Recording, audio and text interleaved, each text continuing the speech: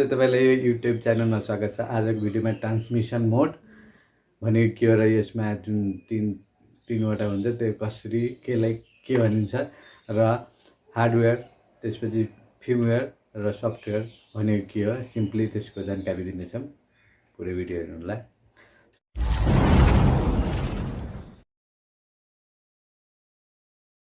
सुरु गरौँ। ट्रान्समिसन मोड भनेको डाटा ट्रान्सफर एक पोइन्टबाट अर्को पोइन्टमा गर्नेलाई ट्रान्समिसन मोड भन्छ।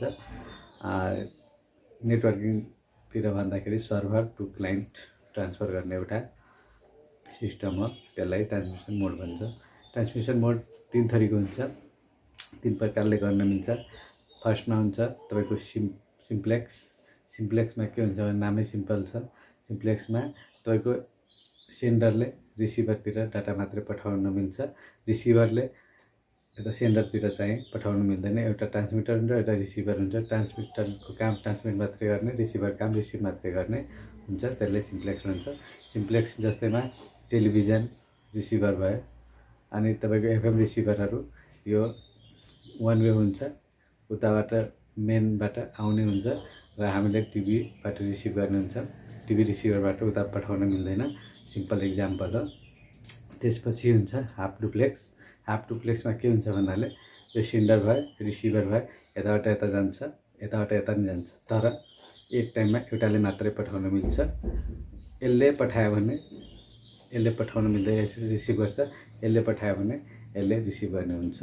एक्जाम्पलको लागि वाकी टाकी, त्यसमा कस्तो हुन्छ भन्नाले यता कुरा गऱ्यो भने ओके ओभर भन्यो भने मात्रै यताकोले अब आफ्नो कुरा राख्ने हो, दुईटैले एकैचोटि राख्न मिल्दैन, त्यसलाई हाफ, त्यही भएर हाफ भनेको।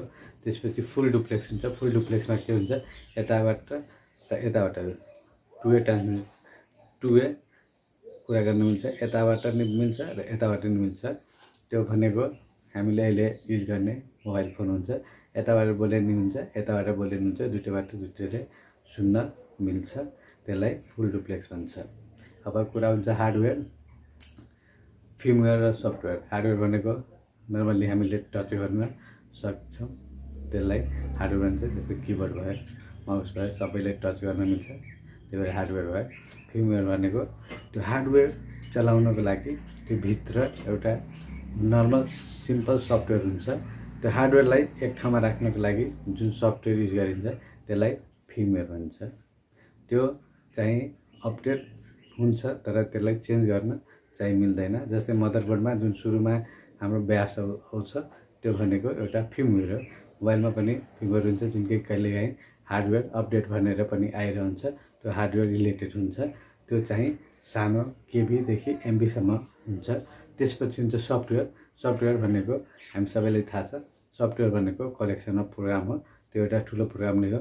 जस्तैमा हार्डवेयर एउटा छुन मिल्ने, त्यसपछि तपाईको फर्मवेयर हुन्छ, त्यो हार्डवेयरलाई एक ठाउँमा जोड्न मिल्ने।